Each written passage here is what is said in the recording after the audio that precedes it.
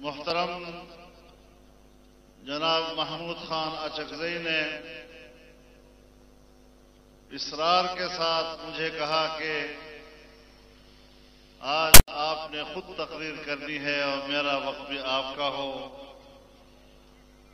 اگرچہ میں خود خواہش مند ہوں کہ میں ان کی گفتگو سنوں، لیکن شاید وقت کی نزاکت کی وجہ سے انہوں نے یہ فیصلہ کیا ہے. میں تہہ دل سے ان کا شکر گزار ہوں اور جس استقامت کے ساتھ وہ اس کنٹینر پر ہمارے ساتھ کھڑے ہیں، میں اس پر انہیں خراج تحسین پیش کرتا ہوں. میرے محترم دوستو، تمام سیاسی جماعتیں پاکستان کی ایک پلیٹ فارم پر ہیں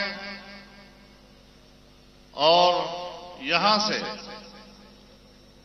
ہر پارٹی کی نمائندگی ہر روز موجود ہوتی ہے اور وہ اپنی پارٹی کا موقف اور آزادی مارچ کا موقف بار بار دہراتے رہتے ہیں. میں تمام سیاسی جماعتوں کے نمائندگان کو خوش آمدید بھی کہتا ہوں اور ان کی طرف سے آزادی مارچ کی جو حوصلہ افزائی کی جا رہی ہے، میں اس پر ان کا دل کی گہرائیوں سے شکریہ بھی ادا کرتا ہوں. میرے محترم دوستو، کل میں نے یہ بات کہی تھی کہ حکومت کی مذاکراتی کمیٹی آتی جاتی رہتی ہے، لیکن نہ تو اس کے اندر ہمارے موقف کے سمجھنے کی صلاحیت ہے اور نہیں ہماری پوری بات وہ اپنی قیادت تک پہنچانے کی جرات کرتے ہیں. لہذا ہم نے ان کو پیغام دیا کہ ہمارے پاس آؤ تو استعفیٰ لے کر آؤ، خالی ہاتھ نہ آیا کرو. اور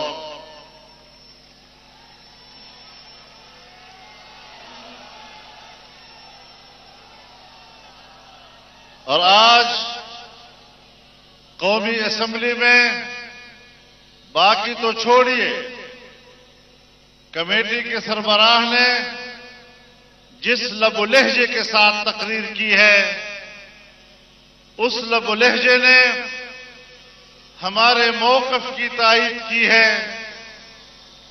کہ وہ مفاہمت کے جذبے سے عاری ہیں اور ان کی گفتگو مفاہمت کی نہیں بلکہ تصادم کی لگ رہی ہے. میں ان کو بتانا چاہتا ہوں کہ اگر آپ کے اندر واقعی مفاہمت کی خواہش ہے تو پھر آپ کا لب و لہجہ اور پارلیمانی گفتگو بھی اس کی تائید کرے. کوئی مناسبت نہیں ہے تمہارے لب و لہجے میں اور تمہاری ذمہ داری میں. میرے محترم دوستو، آج میں آپ کو عجیب بات بتاؤں. جب سے یہ اسمبلیاں بنی ہیں اس میں قانون سازی نہیں ہوئی.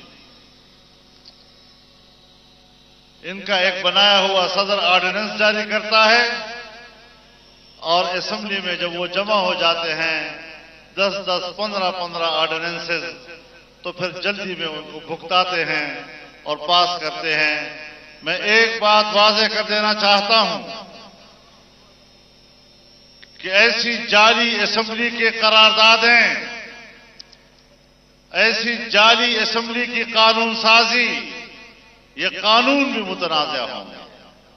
ان قوانین کی کوئی حیثیت نہیں ہوگی. یہ جبری قوانین ہیں، یہ جبر کے ضابطے ہیں جو یہ اسمبلی پاس کر رہی ہے اور میں بڑی وضاحت کے ساتھ کہنا چاہتا ہوں کہ ایسی جعلی اسمبلی کی قانون سازی یہ بھی جعلی ہوتی ہے، یہ بھی متنازع ہوتی ہے، اور اس طرح کے جعلی وزیر اعظم کے ایگزیکٹو آرڈرز وہ بھی جعلی ہوا کریں گے، اسے بھی قوم تسلیم نہیں کرے گی۔ نعرہ تکبیر! جعلی وزیر اعظم! جعلی وزیر اعظم! اس لیے بڑی حساسیت کے ساتھ ہم یہ کہنا چاہتے ہیں کہ آخر ملک کو کس طرف لے جایا جا رہا ہے۔ کل کوئی اس کو تسلیم نہیں کرے گا۔ جنرل ضیاء الحق کے زمانے میں 8ویں ترمیم پاس ہوئی اور پورے دورانیے کے تمام قوانین کو جواز مہیا کیا گیا، لیکن آنے والی اسمبلیوں نے اسے کالعدم قرار دیا۔ جنرل مشرف نے قوانین پاس کیے اور پھر جب اس نے خلاف ورزی کی تو آنے والی حکومتوں نے اس کا خاتمہ کر دیا۔ اس طرح ملک نہیں چلا کرتے، ایڈ ہاکزم پر حکومتیں نہیں چلا کرتے اور ملک نہیں چلا کرتے۔ اسی لیے میں کہتا ہوں کہ ملک کو ایسے لوگوں سے فارغ کرو،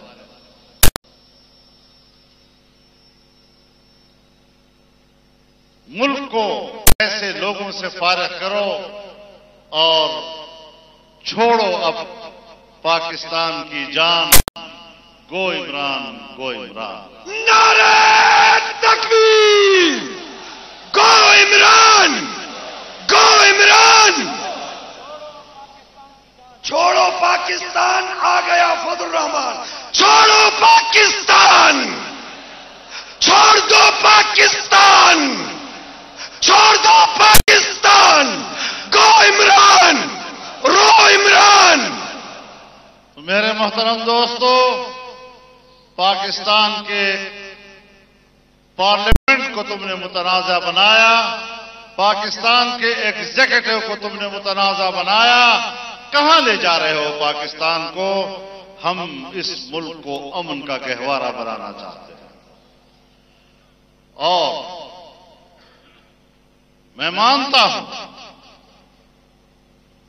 ہماری افواج پاکستان جنہوں نے قربانیاں دی ہیں اور ان سے اختلاف رائے کے باوجود ہم نے ان سے توقع رکھی کہ وہ اپنی قربانیوں کے نتیجے میں اس قوم کو امن دیں گے، تو میں یہ بھی کہنا چاہتا ہوں کہ اگر ہمارا تعاون نہ ہوتا، ہماری قربانیاں نہ ہوتی، آپ اکیلے اس ہدف کو حاصل نہیں کر سکتے تھے۔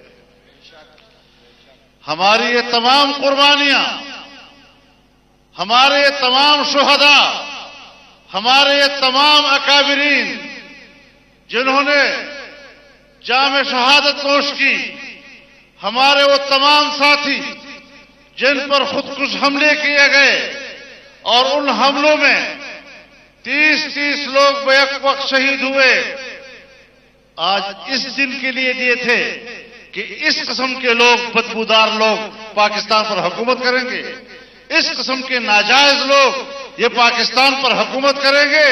ہم نے یہ قربانیاں اس لیے نہیں دی تھی کہ اگر کوئی شخص اسلام کے نام پر بندوق اٹھاتا ہے اور ہم پاکستان کے آئین کے تحت اس کو ملک پر قبضہ کرنے کا حق نہیں دے سکتے، تو ہم انتخابات میں دھاندلی کے نتیجے میں عمران خان جیسے آدمی کو بھی پاکستان پر قبضہ نہیں کرنے دیں گے۔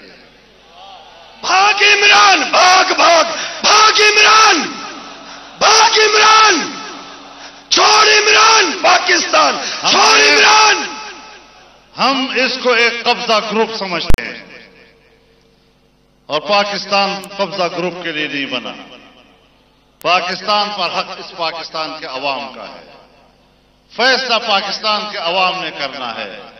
ہم اگر آئین کی بالادستی کی بات کرتے ہیں، ہم اگر آئین اور قانون کی عملداری کی بات کرتے ہیں، ہم اگر پارلیمنٹ کی بالادستی کی بات کرتے ہیں، یہ بات کیوں قبول نہیں کی جا رہی؟ ہم تو بالکل صحیح بات کر رہے ہیں۔ آئیں، امن کی طرف آگے بڑھیں، محبت کی طرف آگے بڑھیں، ہمیں اپنے سے 2-3 قدم آپ آگے پائیں۔ ہم قومی یکجہتی کی دعوت دیتے ہیں، ہم بیوروکریسی کو بھی یکجہتی کی دعوت دیتے ہیں، ہم اسٹیبلشمنٹ کو بھی یکجہتی کی دعوت دیتے ہیں۔ ہم سب ایک ہیں۔ کیوں دنیا میں تاثر جا رہا ہے کہ پاکستان تقسیم ہے، اس کے ادارے تقسیم ہیں، عوام تقسیم ہیں؟ آئیں، ایک ہی پیج پر، ایک ہی صفحے پر، ایک ہی صف میں پوری قوم نظر آئے اور ناجائز حکومت کو ناجائز کہے، قابض حکومت کو قابض کہے اور نااہل حکومت کو نااہل کہے اور اس کو اکھاڑ پھینکنے اور عوام کو اپنی امانت واپس کرنے کے لیے کردار ادا کرے۔ میرے محترم دوستو، ان کی پوری سیاست ایک لفظ پہ قائم ہے، ایک لفظ کہ مخالفین کو چور کہتے ہیں۔ پورا تحریک انصاف اور اس کی پارٹی اور اس کی قیادت کی تمام سیاست ایک لفظ پہ کھڑی ہے کہ اپنے مخالف کو چور کہو، چور کہو، چور کہو۔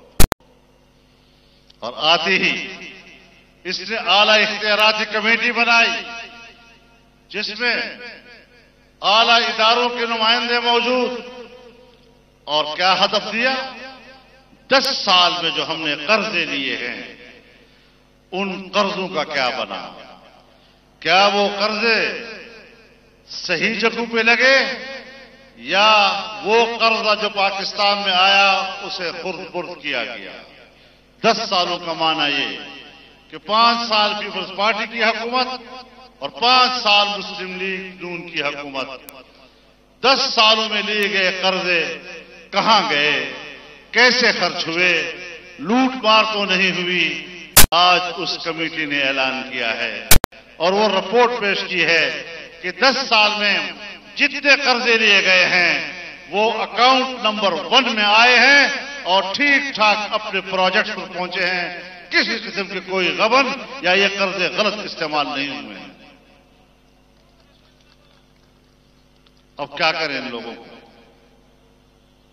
میرے محترم دوستو، ان کا دوسرا بڑا الزام یہ تھا کہ منی لانڈرنگ ہوئی ہے، ہونڈی کے ذریعے پیسے باہر بھیجے گئے ہیں، چوری کا مال باہر چلا گیا ہے۔ آج FBR نے کہا ہے کہ ہم نے پوری تحقیق کی ہے، پاکستان سے منی لانڈرنگ کے ذریعے کوئی پیسہ باہر نہیں گیا ہے۔ اب کیا کریں ان لوگوں کو؟ ہم کدھر ہم جائیں؟ کس قسم کی مخلوق قوم پر مسلط ہو گئی ہے جو ہمیشہ الزام تراشیوں اور گالیوں پہ اتر کر حکومت کرتی ہے؟ کچھ تو اخلاقیات بھی ہونی چاہیے، کچھ تو شرم بھی آنی چاہیے۔ خود کمیٹی بنائی 10 سال کے قرضوں کے لیے اور اس کی رپورٹ آ گئی ہے، شرم کے مارے ڈوب جانا چاہیے اور غیرت کی اگر رتی بھی ہے تو ان کو مستعفی ہو جانا چاہیے۔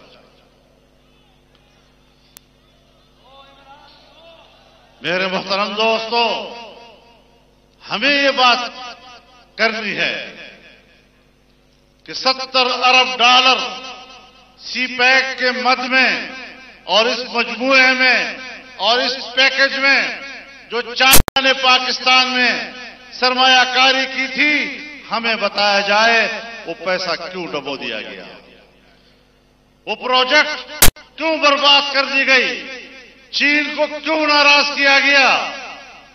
یہ ان کی اہلیت ہے۔ اچھا بھلا پاکستان کو پیسہ آیا ہوا اور انہوں نے نااہلی کی بنیاد پر غارت کر دیا، اس کو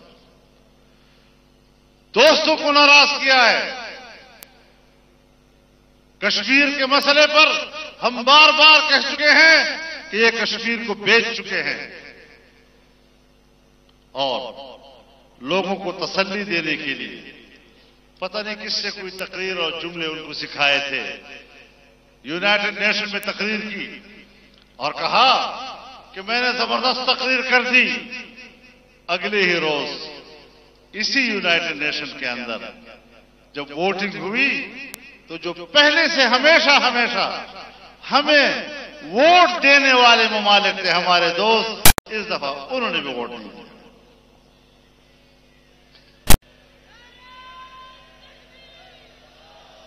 دغه ګټه وه۔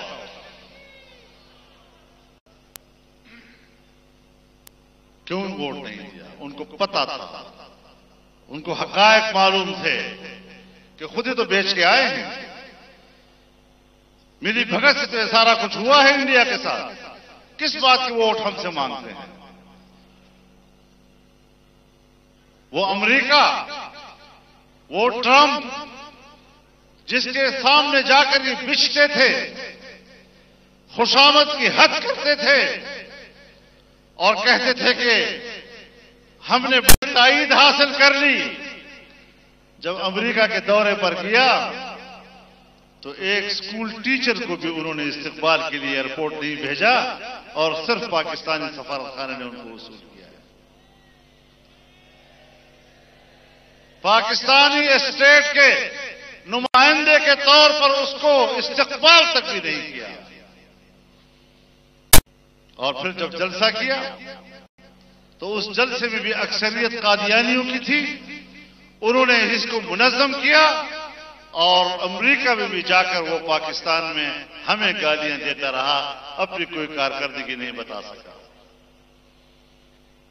اور وہی مودی جب کیا، اس کو جو وہاں پذیرائی ملی اور اس کے جلسے میں جس طرح ٹرمپ نے خود شرکت کی، یہ ہے ہماری سفارتکاری، یہ ہے جو قوم کو سب باغ دکھائے جا رہے ہیں۔ دنیا میں پاکستان کو تنہا کرنے والا اس سے پہلے ہمارا حکمران نہیں بنا، لہذا ہم ملک کی جنگ لڑ رہے ہیں۔ جتنا وقت گزرا ہے ایک ایک دن ہمارا نقصان میں گیا ہے، اور مزید اگر وقت دیں گے تو ایک ایک دن مزید ہم ڈوبتے چلے جائیں گے۔ ایک سال میں 3 بجٹ پیش کیے انہوں نے، اور کسی بھی بجٹ میں محصولات کا ہدف حاصل نہیں کر سکے، اور مزید بھی جو پاکستان کی پیداواری صلاحیت ہے، ایک ایک کی رپورٹ آ رہی ہے کہ پیداواری صلاحیت میں کس قدر کمی آ رہی ہے پاکستان کا۔ تو یہ ایک آفت ہے ملک کے اوپر، اس آفت سے نجات حاصل کرنی ہے، اور اگر قوم نے کوئی غلطی کسی نے کی ہے تو ان کو بھی اللہ کے سامنے معافی مانگ لینی چاہیے، ہم سے غلطی ہوئی، یا اللہ ہمیں معاف کر دے۔ یہ آپ لوگوں کا یہاں بیٹھنا، اس مشقت کو برداشت کرنا، اس نے اللہ کی ناراضگی اور عذاب کے راستے روکے ہوئے ہیں، کہ اللہ بھی اپنے بندوں کو دیکھ رہا ہے کہ میرے اس وطن میں کچھ لوگ تو ایسے ہیں جو حق کی بات کر رہے ہیں، جو ظلم کے خلاف کھڑے ہیں، جو باطل کو للکار رہے ہیں۔ اگر یہ آواز بھی نہ ہو، پتہ نہیں ہم کس قدر مزید اللہ کی ناراضگی کو مول لیتے رہیں۔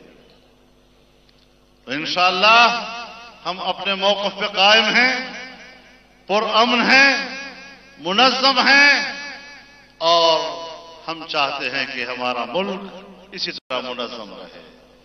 میرے محترم دوستو، ہمارے بہت سے ساتھی ان دنوں میں وفات پا چکے ہیں، کچھ حادثات کا شکار ہوئے ہیں، اور کچھ یہاں وفات پائے ہیں۔ کوئٹہ میں ہمارے ایک دوست ہے امین اللہ طالب، ان کا بھی انتقال ہوا ہے۔ سب دوستوں کے لیے اور بھائیوں کے لیے اور بہنوں کے لیے، کچھ ہمارے یہاں دوست ہیں جن کی والدہ ماجہ فوت ہوئی ہے اور اس کے باوجود وہ یہاں ڈٹے ہوئے ہیں۔ میری طرف سے ان کو اجازت ہے کہ وہ اپنی والدہ کی وفات پر گھر چلے جائیں اور وہاں پر وہ تعزیت لوگوں کے وصول کریں، لیکن میں پھر بھی بہرحال ان کو داد دیتا ہوں کہ اس کے باوجود وہ یہاں ڈٹے ہوئے ہیں۔ اللہ تعالی ہمارے اس اجتماع کو قبول فرمائے، ہمارے اس ملک کو پرامن رکھے، اور میں آپ کے اس پرامن اجتماع اور منظم کردار کو خراج تحسین پیش کرتا ہوں، سلام پیش کرتا ہوں۔ کل انشاءاللہ ہم جناب رسول اللہ صلی اللہ علیہ وسلم کے میلاد مبارک کی مناسبت سے سیرت کانفرنس کریں گے، اور اس میں بھی جو لوگ اب تک شریک نہیں ہو سکے ہیں ہم ان کو بھی دعوت دے رہے ہیں کہ اس مبارک ماحول میں شریک ہوں اور اللہ کو راضی کرنے کا سبب اور ذریعہ بنے۔ وآخر دعوانا ان الحمد للہ۔ ابھی ایمان میں جا ہے، ابھی امید ہے۔ والصلاة والسلام على خير خلقه محمد وعلى آله وصحبه أجمعين۔ اللهم اغفر للمسلمين والمسلمات والمؤمنين والمؤمنات الأحياء منهم والأموات۔ ربنا آتنا من لدنك رحمة وهيئ لنا من أمرنا رشدا۔